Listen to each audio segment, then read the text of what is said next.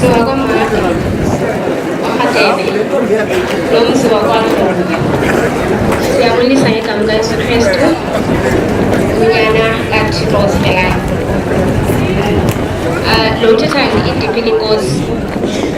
Apha ekhaya ndiyintombi yesibini, ndingumntwana wesine. Ndizophinda lawo magama just in case akavakalanga ngala khosi befuna obituary. Uqala ubhuti Makholwa unenkosikazi yakhe uSisinobomi, abantwana ababini, inenceba uNonako noMazolo.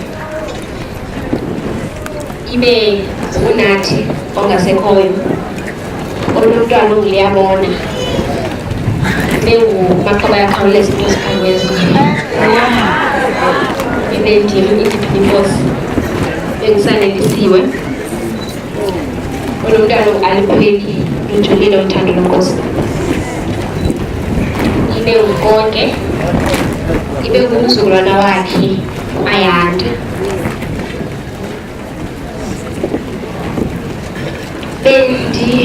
Behlala uba ndicule laa ngoma ethi lo bizo nazinzulu neenqanqasa zam, beka ithemba lakho kuye uthuthuzeleke. Ndiphazanyiswe kakhulu le nto yalo moya.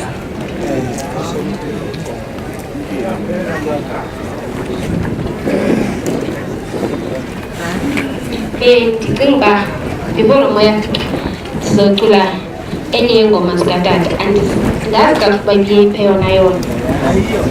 Bekukho enye ayathi ethi le ithi ezininzi kho le ithi Trinity ongcwele ozukekileyo solufefe.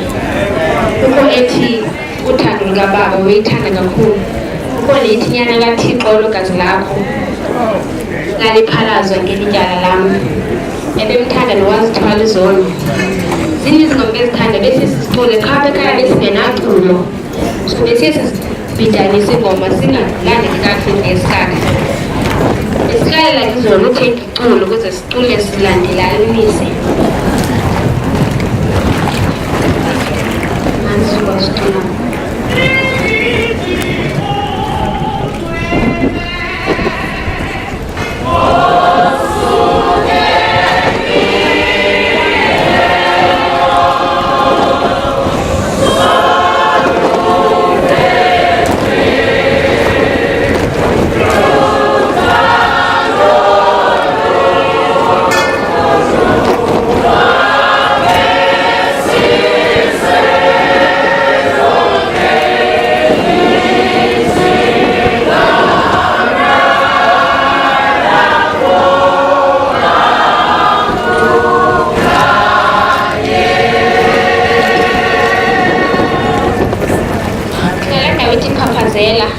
wangule amanzi.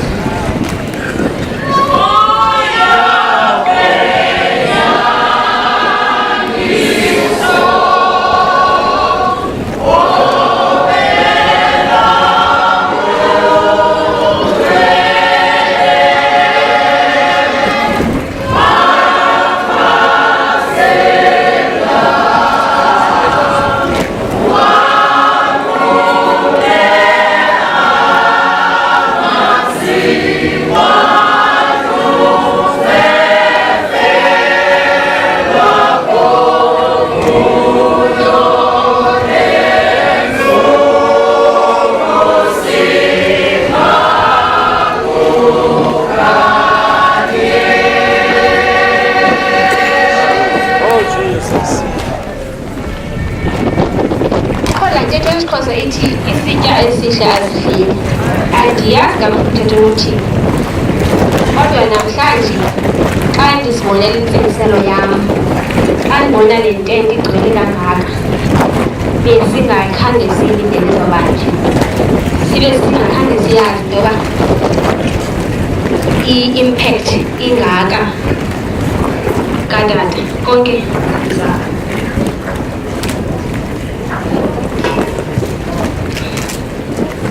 zothetha noMaqoba athethe emva kwam. Mna ndiyeke kanti celi ukuba ndithethe into ezininzi ezingavakaliyo. So ndizilungiselele ke ukuba ndicela uba loo nto ndiyithunyiweyo uba ndiyithethe ndiyinothe phantsi ukuze ndikwazi uba ndilandele iflow ecacileyo. Ndizothetha ke ngoku lo moya abhudlayo ingathi kube ngathi akho nto yenzekayo. Maga noSayo mpondomise elihle, awufanga ulele uwelile uhleli kunye nabo abazono zaxolelwa, ukhothamile ezinyaweni zosenyangweni. Eyakho indima wenzalisile, unyusele kwinqanaba elingentla nguThixo umdali wakho. Usifundisile ukuthobela, ukwakhana nokuzakha. Ngexesha ubusemtsha usemandleni, apha ekhaya besisitya sonke ndawonye, sisotha ziko elinye. Ubusikhokhela ngomthandazo ngokuhlwa, usivuse ngentsini singathandi. Ukonga ubuntu bethu, uqeqesha iingqondo zethu ukuze usishiye nelifa eliyinkcubeko. Ewe awusinikanga impucuko, kodwa usifundise ukuqiqa, ukulwa, ukuzilwela nokunyamezela. Ubungelo ethe-ethe, uliqhotha, igorha leqhawe. Ngoko ke solandela ekhondweni lakho ukuze liphile igama lakho nakwizizukulwana ezizayo. Ubulincoko, indoda enamabali nobulumko. Ubuliciko kodwa ubufikeleleka. Waziwa kakhulu ngokungqwabalala, ukungavumi ngakuvunyiswa, kodwa ukunalo uthando. Uthanda ukuncokola. Azikhumbula ngoba endisakhula uye uthi kusanelisiwe lo usemva kwam, nalo unkosikazi uNomanzanduka. Konke nabo uqoqoqo nomemelela uhamba ngemisele, uwaliqaqeka waliqaqe wadingakhethayo. Uthanda ukukhula noliyabona ngexesha esakhula. Uthi ukwabani wena, uyinto kabani. Umzukulwana wakho alupheli, umfundise ukuthi ewe engakwazi nohamba. Zininzi ke ezinye izinto endinozibala ezisa uncumo ebusweni bethu xa sicinga ngawo. Ubumhle tata, kwaye ulinene, thanda uhomba, kwaye nomfaneleko nesidima. Thina xa sikhumbula utata bevuka ekuseni anxiba isuti nothayi, apha ngezandla epokothini. Noba ke kuzofuneka angene egadini ke phambi koba ahamba etawu, funeka angene egadini efake isuti yakhe nothayi. Kuzo zonke ezibodrophu, kulaa wodrophu ezantsi nele esedikhoneni kukho isuti. Tata benxiba isuti zanga ngayembona enxiba ithini. Into benxiba ikhodro ngoku agulayo, fane enxiba ikhodro nesheti engasafakuthayo. That's why ndisithi ebeyithanda ihombo kakhulu. Usikhonzile ke isizwe sabantu abantsundu, ungumAfrika ogqibeleleyo. Sifunde kuwe ukuba sizingce ngemvelaphi yethu. Ubathandile abantu bakwamaga, sonke apha ekhaya siyazi loo nto. Tata behamba nathi siye kooNcamagele, eCingweni, eNcambele. Bonke abatata bebe apha ngokuthetha ukuthi wakwamaga siyabazi ngamagama nangobuso besebatsha. Ngoba besisihambe siye kwezam intlanganiso zange-1 kaJanuwari, sihlale phaa singala noba siyokwenza ntoni. Qoqwe laa nto yakwamaga, nathi sizobuya kodwa sizoyixoxa. Usifundisile ukuxabisa izihlobo zethu, izityebi namahlwempu abadala nolutsha, amaqaba namagqobhoka ngokundlela ebezatsho ngalo. Siyolivula ke elikhaya ukuze zonke izizalwane zethu zikwazi ukuba zizokwabelana kunye nathi. Uthandazo katata ke besiwazi ngentloko, ubusithi ngawutsho ngokusonto ngexesheni besomandla sokumangalisa sixobe sizihlala.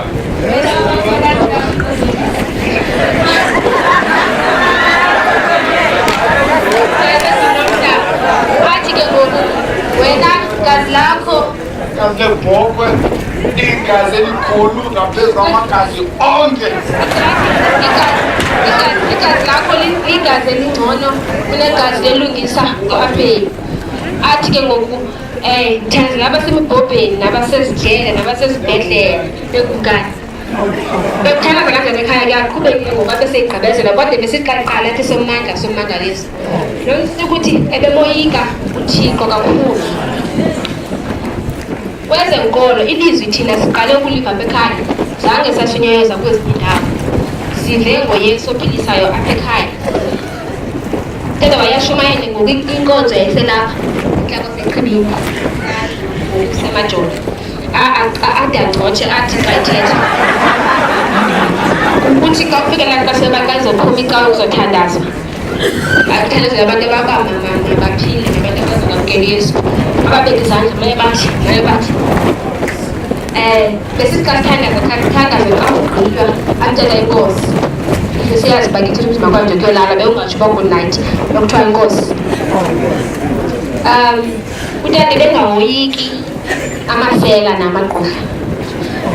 Mna ndikhule apha ekhaya ndisoyika into yoba ngenye imihla zokufika kuthutyulwe utata afe kube kuphelile ngoba kwakubakho into amasimi apha la akwecala atheni iigusha zathina abantu basebandela into endingazazi ndangaziqondi ke umana ndimncinci kodwa ndandisempele xhala uba heyi sazisithi sihle lapha lo mntu uvele kufike abantu bamenzakalisa. Ndivele uThixo kakhulu uba ude wafika kule minyaka elishumi elinesixhenxe iphethwa ngubhuti waseKhazantsi ubhuti wazaleni. Ndikwenza nje into ezimbalwa uze utata beyathi siyayazi uba umntwana xa efuna ukuzilawula uyahamba ayozakhela umzi wakhe lokishini apho azozalawula khona. Ezinento athanda uyenza ngoba silawula ngabantwana. Aphinde athi xa siqime isithuba khona singafanelekanga yena athi hambani notshabalala. Ibizizinto ezingwabalala ke ezo xa zithethwa ezingenabubele kodwa zizoba lulutho ukuthi ngoku angekhoyo ngoba xa sizijonga sizitranslate ngendlela efanelekileyo zizawukwazi uba zisincede ekuphileni impilo zethu. Ukugqibezela nje ndifuna ukuthi iimbalelwano zakhe namabali neembaliso zakhe nayo onke la maphepha akhoyo phaya utata seKlabhari I think ebethetha ngazo kuzofuneka uba sihlale phantsi sizijonge sizifunde ukuze sibe nobabulumko sazi nezazinto utata bezazi ezibhala phantsi emaphepheni. Ngalo mazwi ke sifuna ukuthi Maga noSabi amawulukuzana siyakukhulula Thixo ubone kufanele ubhuti Makholwa nomlokazana wakhe obekuqabise kakhulu usisi uye watsho uba loko isekitshini ngoku nditsho into yoba utata ebemqabise kakhulu ngoba ebemlwela amadabi akhe ulahlekele yena kakhulu ngoba ebesengutata wakhe oshikileyo. Sonke ke uMaqhoba usanelisiwe konke nabazukulwana bakhe bonke uqala ku-Ayanda kuyojiphela ku-Ampheli. Sithi siyakuthanda siyabulela ngethuba uThixo athi azipha lona nawe yanga inkosi yonke nomphefumlo wakho eparadesi engcwele ukhule wona phakathi azabe uYesu Kristu inkosi izolanda ibandla layo. Amen. Ulisa kotata, ulisa komama, ulisa ulutsha igama lenkosi Yesu Kristu. Amen. Ndime apha andimelanga abantwana bakatata. Ke ndayibhale ku-program lena nathanda iyibona ingathi iya-excluda ulutsha. Utata ebengengumzali wethu phela, ebengumzali wolutsha lwaseXhomorha lulonke. Xa ndidlula apho ndizawuthi ndintlonte abaninawo phambi kwebhodi ndithi kumnapa ninawe ongindiphile ngoba uwagqibile onke. Ndawuxhaswa nguye ndathi xa ndithandaza njengobantu xa bethandaza yam imithandazo yohlukile kuneyabanye ifana nekatata ndandithandaze kuye ndiphila ngatshati.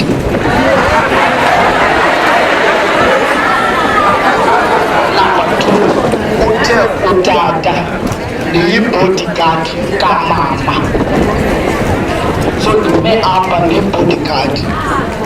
Akho apha andiqonda ukwazi uphakama apha ze apha phambili ndithe apha ndingafakwanga ndathi ndizayihayijeka le program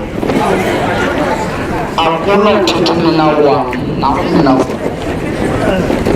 ebalibala ndathi xa ndizawuthetha bendimkhulula ndingugqirha mna ndajongela umama apha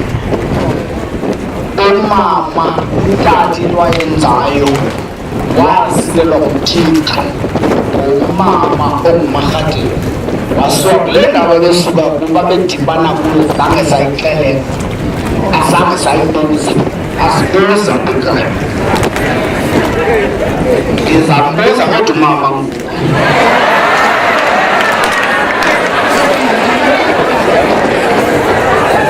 ngoba apha ekhaya kukho izinto endazifundayo ezingakhomplikethwayo umzekelo ibheze yomntu apha ekhaya eseleqwethu kukho le nto kuthiwa it's optional awuqondi xa ilibele yakhe akaqondisiwe xa ilitye ibheze yakhe namantoni ndisuke mna egoli ndifowunelwe ngumama wathi umama ngawuzofika apha ekhaya ndasuka ngeli xesha bekukho isnow bathi abantu xa bendibuza khona abafana bam basegoli bagcwele pha abantu ngabaphakamisi ngaphakama yokwelelo bathi uzawuza njani max apha ekhaya ndaqala ukuze atracity ngoba ndayazi bana ndimaqelanga ndahlebezela umkhona oyi-1 umkhona omncinci apho kuthiwa ngu-Ismail Mabeya ngumsuku kodwa sithi ntsuku kasibili ndathi kuyesu